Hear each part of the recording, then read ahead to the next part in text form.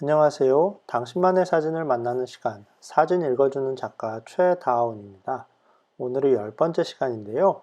이번에는 한 장의 사진과 함께 시작해 보겠습니다. 보자마자 이 사진이라고 하시는 분들이 많을 것 같은데요. 굉장히 유명한 작품이죠.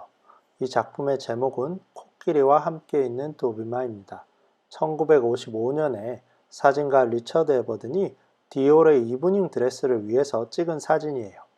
저는 이 작품이 단순한 패션 화보를 넘어선 하나의 예술 작품이라고 생각하는데요.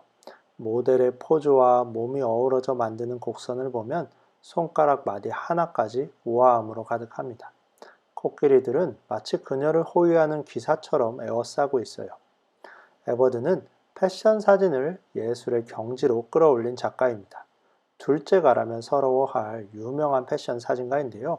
최초로 배꼽을 드러낸 모델 사진, 최초로 남성 모델을 세운 잡지 표지, 최초의 흑인 옷띠꽃들이 모델 등등 패션계의 많은 처음이 그의 카메라를 통해 탄생했습니다. 그런데 오늘 여러분께 들려드릴 이야기는 패션 사진가 리처드 에버든에 대한 건 아닌데요. 그가 고등학교 친구이자 작가인 제임스 볼드윈과 함께 작업한 한 프로젝트를 만나볼 겁니다. 그럼 당신만의 사진을 만나는 시간 10번째 이야기, 되풀이되는 분열과 갈등의 역사, 지금 시작하겠습니다.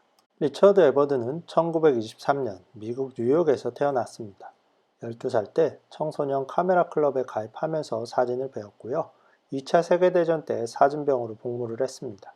그 시절에 수만 명이 넘는 군인들의 인물사진, 증명사진을 찍으면서 자신도 모르는 사이에 사진가가 되어갔다고 얘기를 하기도 했는데요. 제대한 뒤에 아트 디렉터인 알렉세이 브로도비치 밑에서 일을 배우고 22살이라는 어린 나이에 하퍼스 바자를 포함한 잡지들을 위해 프리랜서 사진가로 커리어를 시작합니다. 물론 처음에는 쉽지 않았지만 그만의 시각으로 만든 독특한 작품들로 곧 두각을 드러내고 바자의 메인 포토그래퍼가 되었습니다. 나중에는 보고와도 오래 함께 작업을 했어요. 처음 보여드린 도비마의 사진처럼 패션 사진을 예술의 경지로 끌어올렸죠. 하지만 여기서 멈춘다면 이는 에버든의 반쪽만을 보는 것이라고 생각합니다. 왜냐하면 리처드 에버든은 패션을 찍기 이전에 사람을 찍는 자신의 프레임에 인간의 모습을 담으려는 사진가였기 때문입니다. 작가인 수전 손탁은 에버든이 사비를 들여 작업했던 한 프로젝트에 대해 글을 쓴 적이 있는데요. 그는 1970년대 초에 사이공에 몇 주 동안 머물면서 전쟁 당시에 미군의 폭격과 네이팜탄 등에 희생된 베트남 사람들의 사진을 찍었습니다. 에버드는 얼굴이 심하게 훼손되고 팔이 잘리고 흉터가 온몸을 덮은 사람들을 찍으면서 울기도 했다고 하는데요.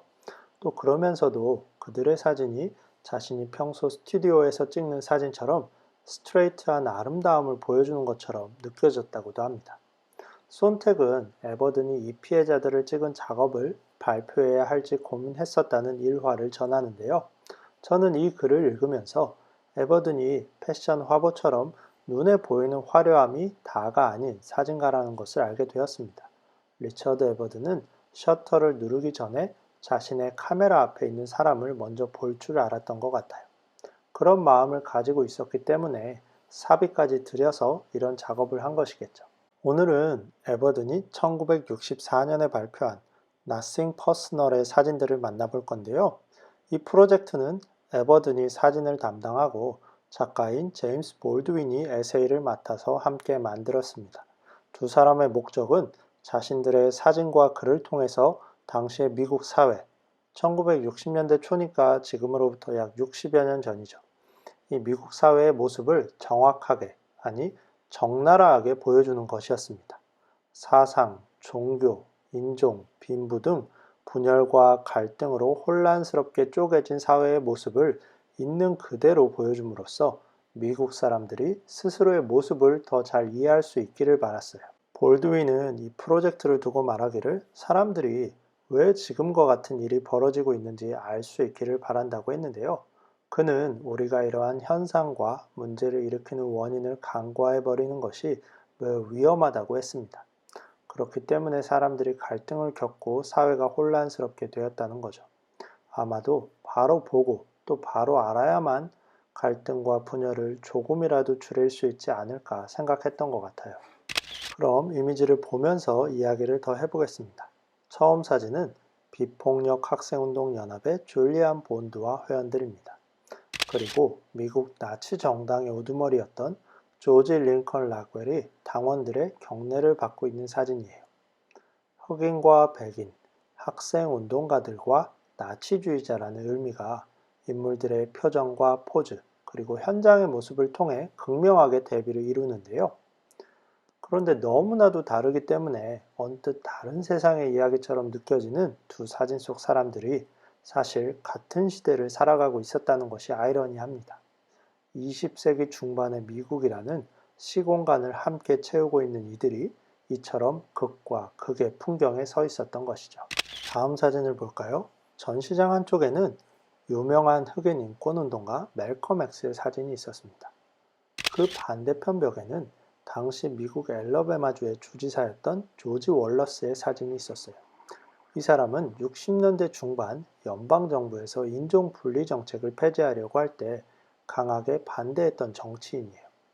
그러니까 한쪽은 흑인 인권운동가, 반대쪽은 인종차별 정책의 강력한 지지자였던 겁니다. 두 사람의 초상이 서로 마주보면서 충돌을 했어요. 여기서도 문자 그대로 극과 극에 서 있는 사람들이 동시대를 살아가고 있었습니다. 왼쪽 사진의 할아버지는 20세기 초 미국에서 노예의 신분을 가지고 태어났던 윌리엄 캐스비입니다. 반대편은 주 유엔 미국 대사를 역임한 아달리 스티븐슨이에요. 이곳에서도 역시 인종과 신분과 빈부가 극명하게 대비를 이룹니다. 사진 속 인물들과 그들이 간직한 의미가 이미지의 병치를 통해서 더 강렬하게 전달이 되는데요.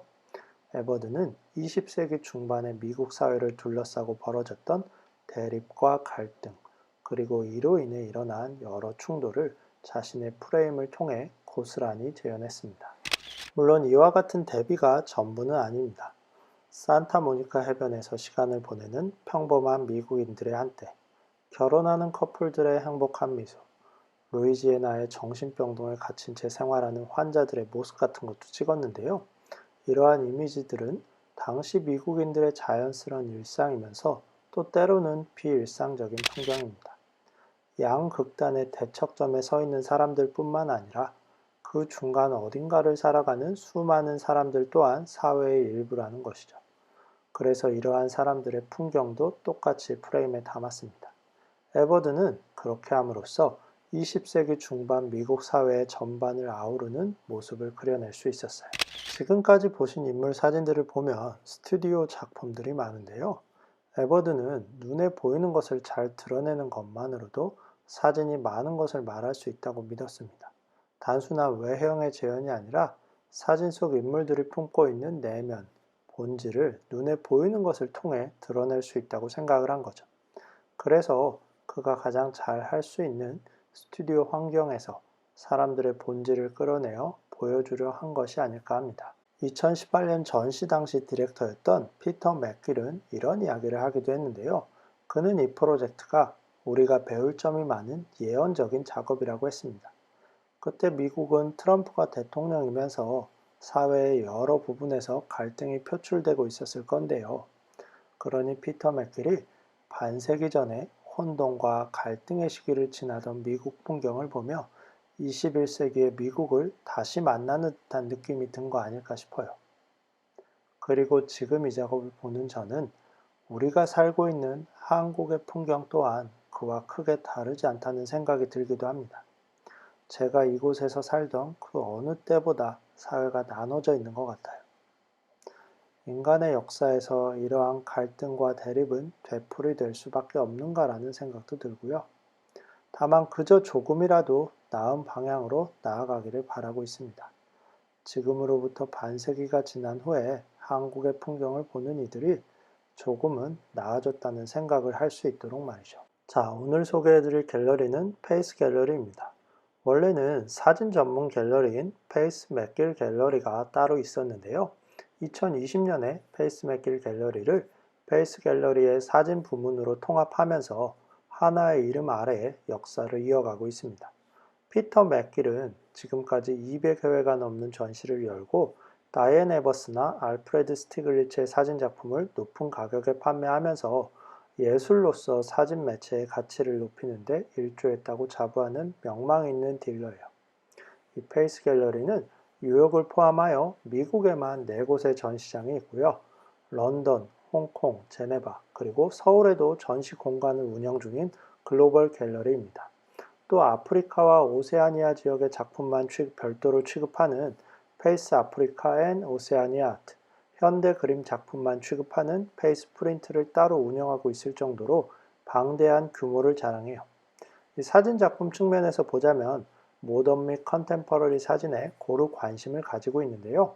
해리 켈러한, 로버트 프랭크, 어빙 펜 같은 20세기 주요 사진가의 작품과 그들의 재단을 대표하고 있습니다.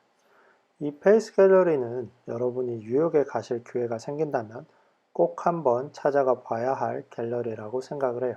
자, 오늘 이야기는 여기까지입니다. 재미있게 들어주셨다면 구독과 좋아요 부탁드리고요.